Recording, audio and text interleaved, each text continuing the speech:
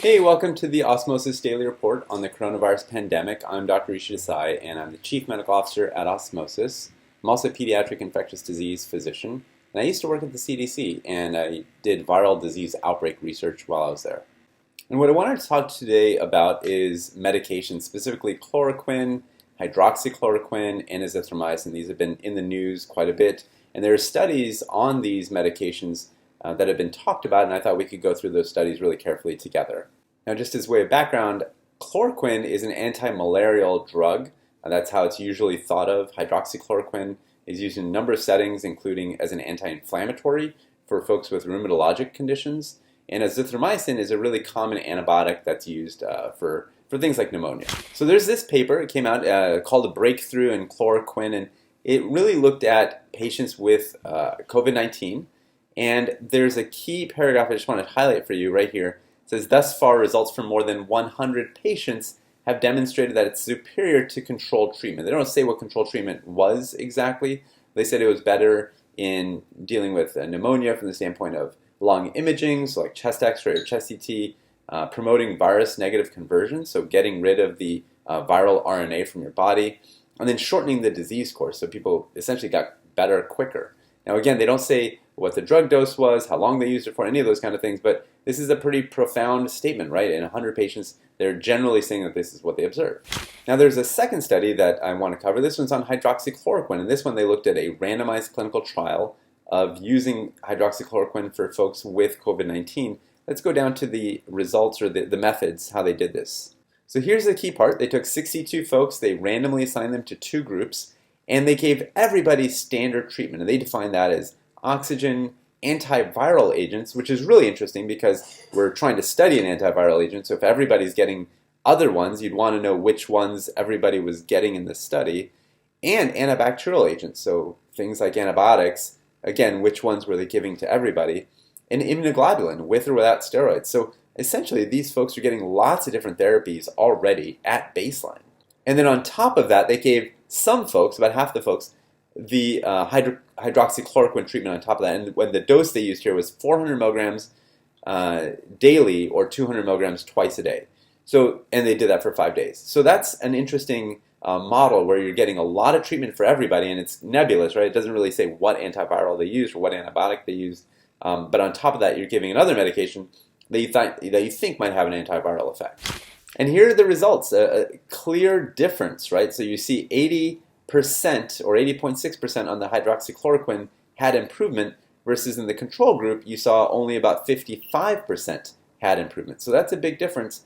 And the p-value is just under 0.05. Of course, everyone looks at that. And so this is what the second study shows. Again, a benefit based on this. Now, those two studies both had some questions, in terms of what the treatment was in both arms. And so it was a little bit nebulous. This study is a third study. This one looked at hydroxychloroquine and azithromycin, and 6 patients got that combination. So let's see how they did. So first, they used oral hydroxychloroquine 200 milligrams 3 times a day for 10 days. So a different dosage than we saw previously. This is 600 milligrams per day. And then 6 of the patients got azithromycin on top of that, and they did what would be considered a fairly normal dose of azithromycin, which is 500 milligrams on the first day, followed by 250 milligrams on day 2, 3, 4, and 5. And this is the key figure that I think you may have seen online or floating around. It basically shows the green line, which is the percentage of patients with PCR positive samples that took the hydroxychloroquine and azithro.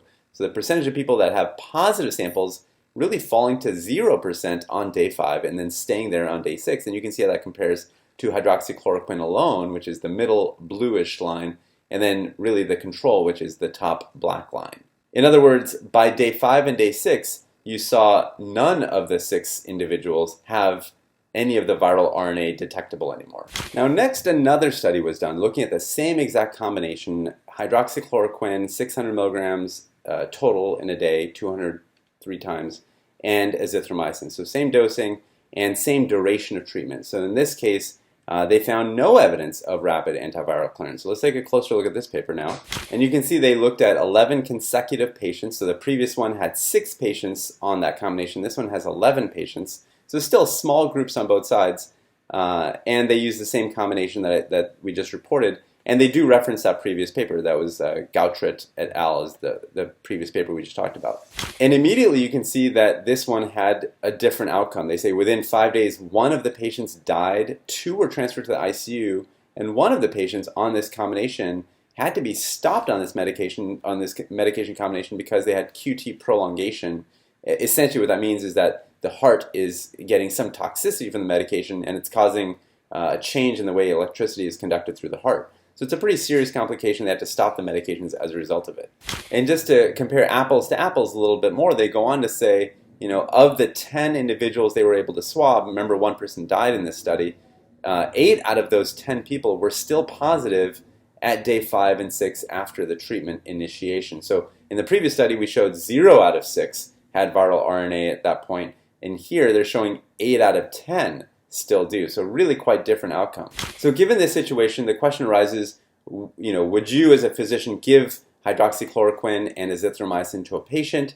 And I think most folks would say at the moment they wouldn't because they don't have the data, right? So what do you do in that scenario where you don't have data or you have conflicting data? Well, that's where you do a randomized controlled trial. And the good news is that WHO has actually launched what they call a solidarity trial, and they're looking at the 4 most promising treatments. Among those is remdesivir, and you can see the next one on the list are chloroquine and hydroxychloroquine.